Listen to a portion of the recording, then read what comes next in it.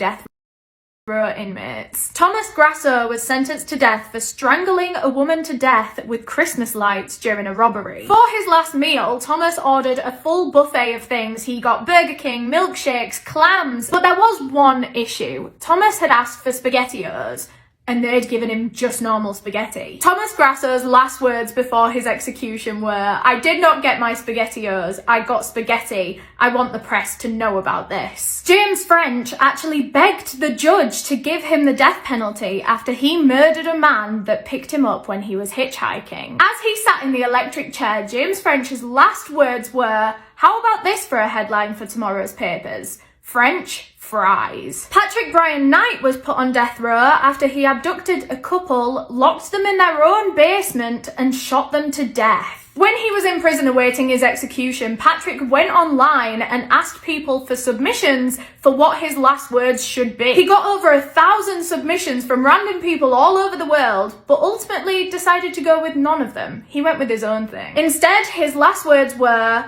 "I am not Patrick Brian Knight, and y'all can't stop this execution now, so go ahead. I'm finished." Talk about making an exit. Here are some more famous last. This tech CEO was found beheaded in his own apartment. Fahim Saleh made all of his money with a super successful tech company that he created back when he was in high school, and by the time of his death, he was actually worth over $150 million. One day in 2020, his cousin went round to his apartment and found him murdered, and it was very clear what had happened. His body was dismembered and separated into different garbage bags. In fact, there was a chainsaw still plugged in next to his body, still covered in blood, and actually police believe that when the cousin arrived and found this scene, the killer was still in the apartment. It seemed that the crime scene was kind of half cleaned up, but they didn't have time to finish, and so maybe they just snuck out of the back door when the cousin arrived. Fahim's personal assistant Tyrese Haspil has been arrested in connection with this case. However, the case is not closed yet, so we can't say for sure if he is the killer. But there's definitely motive there. Tyrese has been caught stealing from Fahim and pretending to be him for years before he died. And after the murder, Tyrese was found using Fahim's credit card and buying cleaning supplies. So I guess we'll see how this trial goes. This tech Dorothy Jane Scott was at work one day when her co-worker started feeling violently ill, and so she and another one of their co-workers drove him to hospital for treatment. Everything was okay in the end and he was allowed to leave, and so Dorothy told them that she was just going to go and get her car from the parking lot and bring it round to the front of the building to pick them up. But that was when one of them looked out of the window and saw Dorothy's car just speeding away, and she never came back. And after that point, Dorothy was never seen alive again. So police started looking into her disappearance, and that was when her family told them that Dorothy actually had a stalker.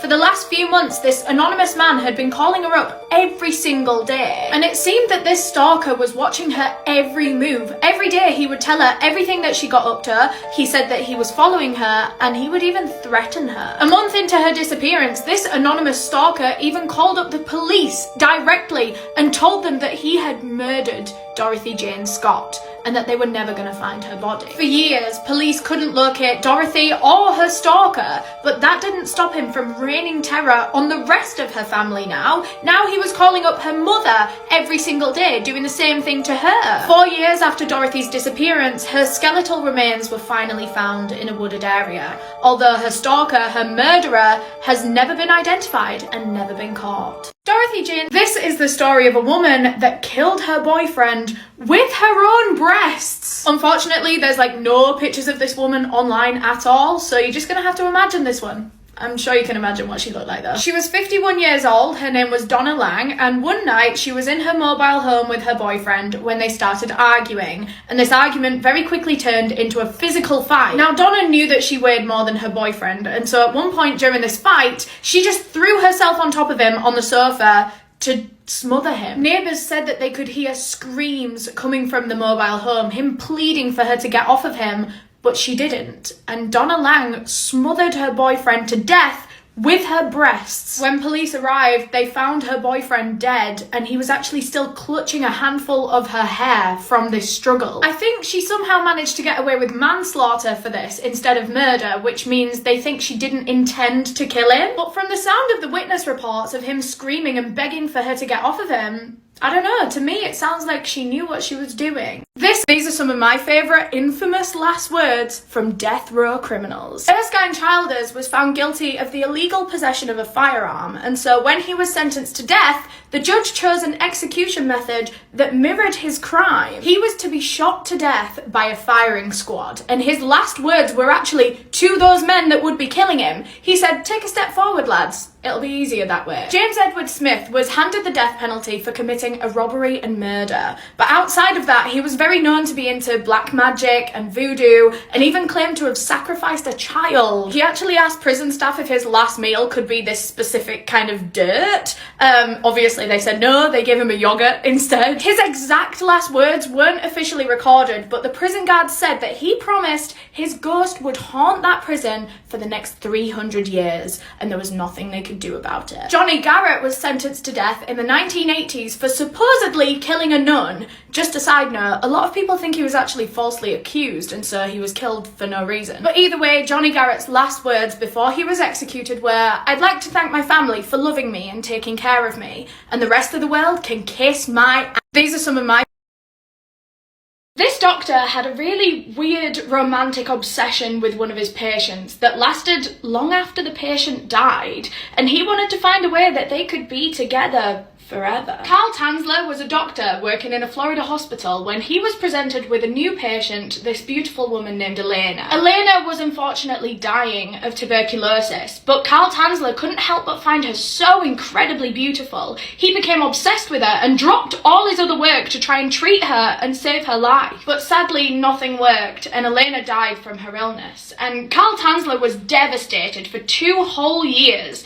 That was until he realised there might be something he could do to bring her back. So in the middle of the night, Carl Tanzler crept to the cemetery where Elena was buried and dug up her body with the intention of mummifying it so that he could keep her around forever. To do this, he plastered over her skin, gave her glass eyes, fashioned her a wig from whatever hair she had left, and then he had to use so many sanitizers and sprays to mask the smell of decomposing flesh. But he didn't care about any of that because he finally had his Elena back, and he would sleep next to her mummified corpse in bed every single night. There were even reports of neighbours seeing him dancing in the window with her. Eventually, the authorities found out about this and took the body away from him, of course, and so he made a fake one, and reports say that he actually died in the arms of his fake Elena doll. This doctor, something that terrifies me is that literally any object could be used as a murder weapon. Like in today's case, when a man murdered his mistress